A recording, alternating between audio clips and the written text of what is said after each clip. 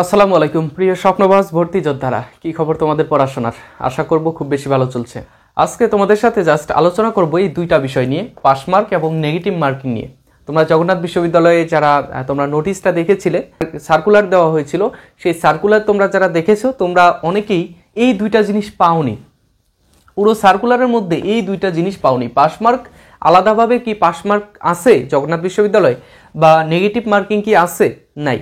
তোমাদের আরেকটা বিষয় বলে রাখি যে এই দুইটা যেহেতু তোমরা সার্কুলারে পাও নাই, তোমরা আরও কিছু বিষয় রয়েছে যে জগন্নাথ বিশ্ববিদ্যালয় এককভাবে যখন গুচ্ছ থেকে বেরিয়ে গেল, তখন অন্যান্য বিশ্ববিদ্যালয়ে যেমন ঢাকা বিশ্ববিদ্যালয়, রাজশাহী বিশ্ববিদ্যালয়, তারপরে জাহাঙ্গীরনগর বিশ্ববিদ্যালয়, এগুলোতে কিন্তু রিটেনের মার্কটা খুবই কম। এমসিকিউ এ যেই মার্কটা আছে রিটেনে তার থেকে কম। কিন্তু জগন্নাথ বিশ্ববিদ্যালয়ে এমসিকিউ এ যে মার্কটা রয়েছে 24 মার্ক, রিটেনে তার থেকে ডাবল মার্ক 48 মার্ক কিন্তু সেখানে আমরা দেখতে পাই। তো এই জন্য তোমরা অনেকেই জগন্নাথ বিশ্ববিদ্যালয়কে বয়কট করেছিল। বয়কট করতেই কিন্তু 2 লক্ষ আবেদন পড়ে গিয়েছিল। প্রাথমিক আবেদন 2 লক্ষের কাছাকাছি হয়ে গিয়েছিল। তো তোমরা জগন্নাথ বিশ্ববিদ্যালয়ে যতই বয়কট করবে ততই কিন্তু জগন্নাথ বিশ্ববিদ্যালয়ে আবেদন আরও বাড়বে। ঠিক আছে, যাই হোক, আমি যেটা বলি যে জগন্নাথ বিশ্ববিদ্যালয়ে যে তোমরা পাস মার্কের কথা বলেছো, সার্কুলার, পুরো সার্কুলারের মধ্যে তোমরা পাস মার্ক খুঁজে পাও নাই। যে আলাদা আলাদা সাবজেক্টে 5টা ইউনিটে যেহেতু পরীক্ষা হবে, আলাদা আলাদা সাবজেক্টে কি পাস মার্ক আছে? যেমন আমরা সায়েন্সের সাবজেক্টগুলোতে কি আলাদা আলাদা পাস মার্ক, পদার্থ রসায়ন, জীববিজ্ঞান বা উচ্চতর গণিত, এগুলোতে কি আলাদা আলাদা পাস মার্ক থাকবে? বাংলা, ইংরেজি, সাধারণ জ্ঞান, গাণিতিক বুদ্ধিমত্তা, এগুলোতে কি আলাদা পাস করতে হবে? না।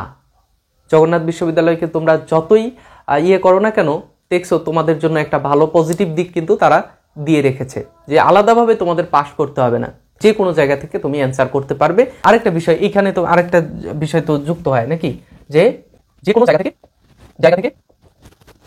তুমি অ্যান্সার করতে পারবে, যে কোনো জায়গা থেকে অ্যান্সার করবে। যেহেতু এই বিষয়গুলো ক্লিয়ারলি বলা হয়নি, তবে পরবর্তীতে আরও আপডেট আসতে পারে। যদি কোনো আপডেট আসে তাহলে তো আমরা ক্লিয়ার করবো ইনশাল্লাহ।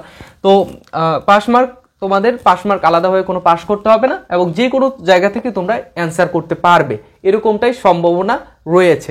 এবং এরপরে যদি আবার জগন্নাথ বিশ্ববিদ্যালয় পরীক্ষার আগে যদি আবার কোনো নোটিশ দিয়ে দেয়, আবার যদি কোনো সিস্টেম বলে দেয়, তাহলে তো চেঞ্জ হয়ে গেল। আচ্ছা দেখো, নেগেটিভ মার্কিং নাই জগন্নাথ বিশ্ববিদ্যালয়ে। পুরা 100 মার্কে যে প্রশ্ন হবে, এখানে যে তোমাদের সব মিলিয়ে যে 100 মার্ক আছে আর কি, এইচএসসি এসএসসির যে রেজাল্ট সেগুলো ভিত্তি করে 100 মার্ক রয়েছে, সেখানে কিন্তু তোমাদের নেগেটিভ মার্কিং নেই। তোমরা যা খুশি দাগাইতে পারো, ঠিক আছে, যা খুশি তোমরা দাগাবা।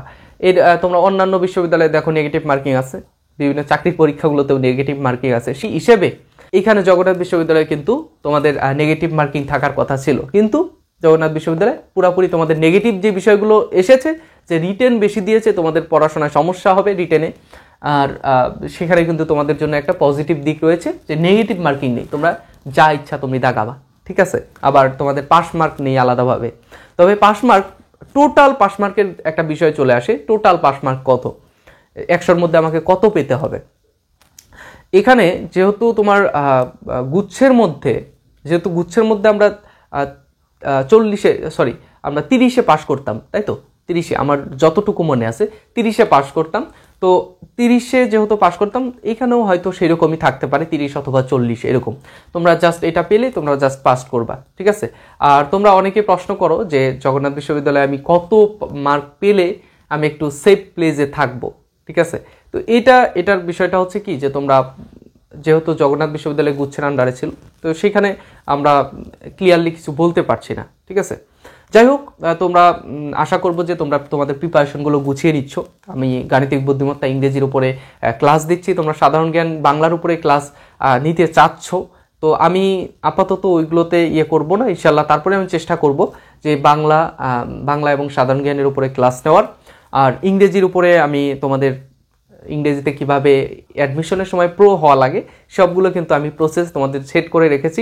ইনশাল্লাহ 2-1 দিনের মধ্যেই ইংরেজির বিষয়ে তোমাদের ক্লাস হবে, আর প্রত্যেক দিন তো গাণিতিক বুদ্ধিমত্তার ক্লাস দিচ্ছি। আশা করব যে তোমরা সাথেই থাকবে ইনশাল্লাহ। তো আজকের ভিডিওটা এই পর্যন্তই। আশা করব নেক্সট ভিডিওতে তোমাদের সাথে আবার দেখা হয়ে যাবে, হয়তোবা জগন্নাথ বিশ্ববিদ্যালয় সম্পর্কে সবথেকে গুরুত্বপূর্ণ বিষয়গুলো নিয়ে। আর আমি যেহেতু জগন্নাথ বিশ্ববিদ্যালয়ে শুরু থেকে শেষ পর্যন্ত সব ইনফরমেশন, সব গাইডলাইন দিচ্ছি, তো আশা করব যে তোমরা আমার এই চ্যানেলের সাথেই থাকবে। এই একটি মাত্রই আমার চ্যানেল, আমার কিন্তু অন্য কোনো চ্যানেল নেই। ঠিক আছে, তো আজকের ভিডিওটা এই পর্যন্তই। নেক্সট ভিডিওতে তোমাদের সাথে আবার দেখা হবে।